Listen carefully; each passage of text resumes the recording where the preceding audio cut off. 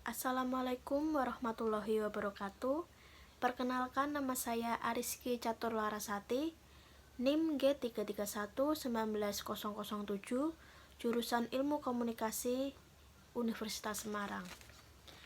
Di sini saya akan menjelaskan sekilas tentang penyiaran. Sebelumnya, apa yang terlintas pertama kali di pikiran kalian setelah mendengar kata penyiaran? Di sini, yang terlintas di pikiran saya pertama kali, saya gambarkan menjadi 3 hal, yaitu sebuah mikrofon, sebuah televisi, dan sebuah buku not. Kenapa saya menggambarkan 3 hal tersebut? Karena yang pertama, televisi merupakan media elektronik sehari-hari yang digunakan masyarakat untuk melihat siaran. Contohnya siaran berita, siaran iklan, sinetron, dan lain-lainnya. Yang kedua adalah mikrofon. Mikrofon merupakan alat bantu suara yang digunakan seorang penyiar untuk menyiarkan berita. Di sini mikrofon digunakan untuk menstabilkan suara sehingga suara bisa terdengar jelas saat disiarkan. Yang ketiga adalah buku not. Buku not merupakan alat bantu seorang penyiar untuk menulis ide-ide yang akan disampaikan saat proses pembuatan siaran. Selanjutnya, saya akan menjelaskan mengenai pengertian penyiaran.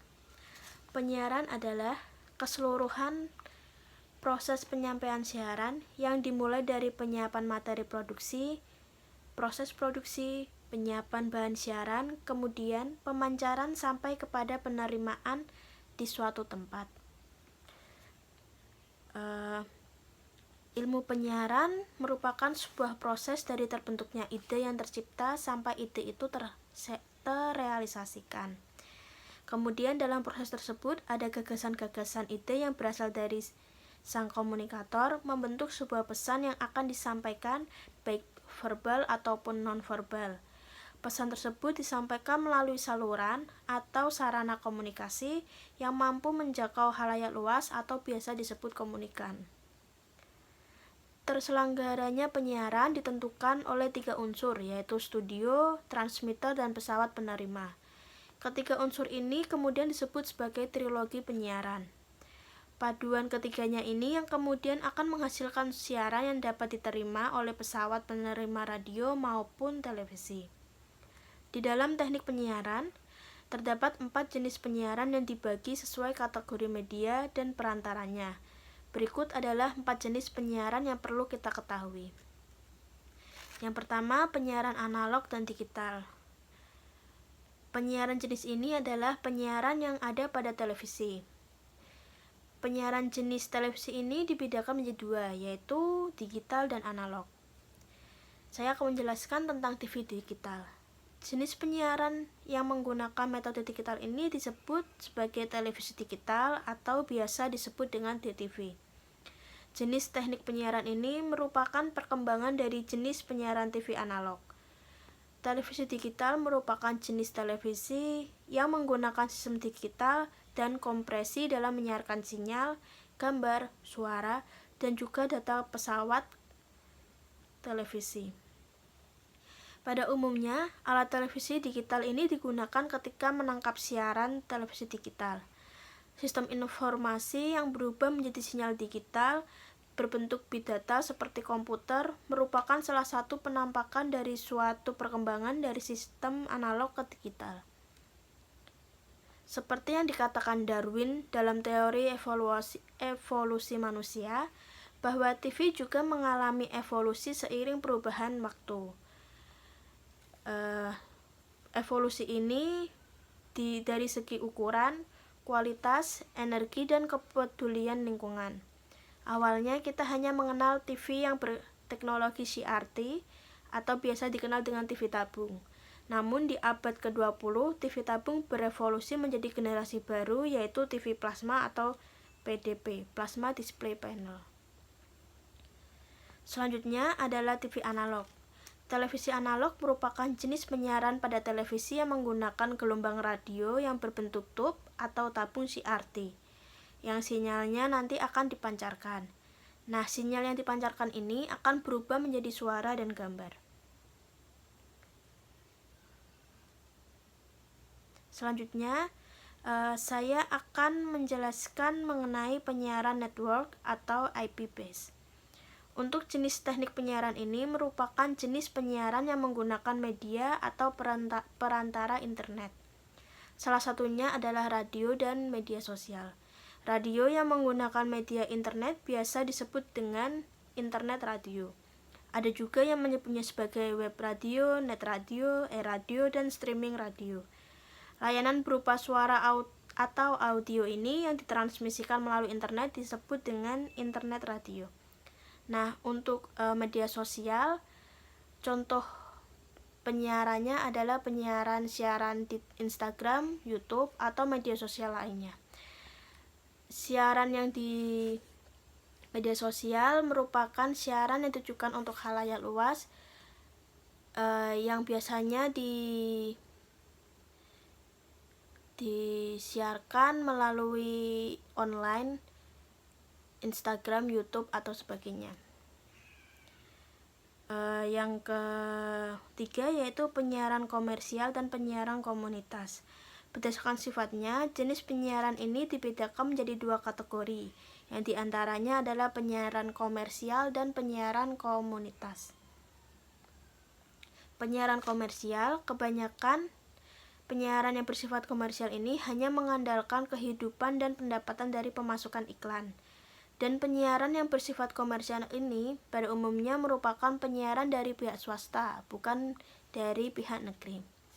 Walaupun penyiaran ini merupakan penyiaran swasta dan bukan pemerintahan atau negeri, penyiaran ini masih dalam ikatan perundang-undangan tentang penyiaran.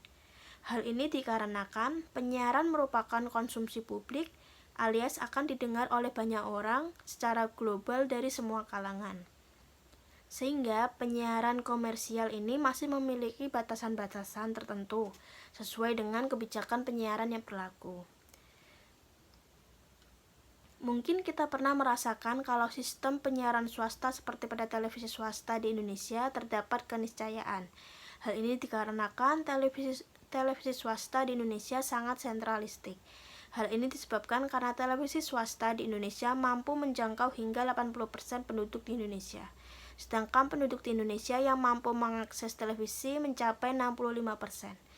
Hal ini dengan kata lain, yang dapat terakses sekitar 118 juta penduduk Indonesia, sedangkan untuk masing-masing televisi kini sudah mencapai 60-99% penduduk yang terakses jangkauan. Selanjutnya adalah penyiaran komunitas. Penyiaran komunitas ini pada umumnya di bawah suatu lembaga pemerintahan. Itu sebabnya banyak yang menyebutnya sebagai lembaga penyiaran komunitas. Jika didefinisikan bahwa lembaga penyiaran komunitas merupakan suatu lembaga penyiaran yang mampu memberikan pengakuan secara signifikan dan akurat terhadap peran supervisi dan evaluasi kepada anggota komunitasnya.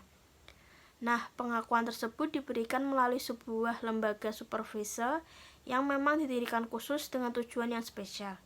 Itulah penyiaran komunitas secara umum garis besarnya. Beberapa jenis penyiaran komunitas diantaranya TV kampus, radio komunitas, radio organisasi.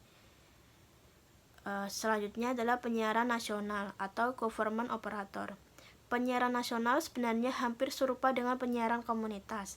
Hanya saja komunitas di bawah naungan lembaga, sedangkan penyiaran nasional di bawah naungan pemerintahan. Itu sebabnya penyiaran nasional merupakan penyiaran yang dimiliki atau dibawahi oleh pemerintahan dan akses siaran hanya mencakup dalam negeri saja, tidak sampai ke luar negeri. Tujuan dari kegiatan penyiaran ini yaitu yang pertama memperkuat integrasi nasional, yang kedua mampu mengembangkan pendapat publik, yang ketiga mampu memenuhi setiap hak masyarakat. Selanjutnya mampu mengkokohkan nilai-nilai dasar dari demokrasi. Selanjutnya mampu mempertahankan keadilan dan kebenaran. Nah, berikut adalah jenis-jenis media penyiaran. Selanjutnya, apakah tayangan Instagram termasuk penyiaran? Seperti yang saya jelaskan tadi, tayangan Instagram merupakan termasuk jenis penyiaran di penyiaran network atau IP base yang menggunakan media internet sebagai saluran siarannya. Siaran Instagram juga memiliki tujuan. Contohnya seperti selebgram yang memberikan review suatu barang atau suatu jasa di Instagram, itu bertujuan untuk membujuk halayak luas menggunakan jasa atau barang yang digunakan tersebut. Demikian pemaparan dari saya. Kurang lebihnya mohon maaf. Wassalamualaikum warahmatullahi wabarakatuh.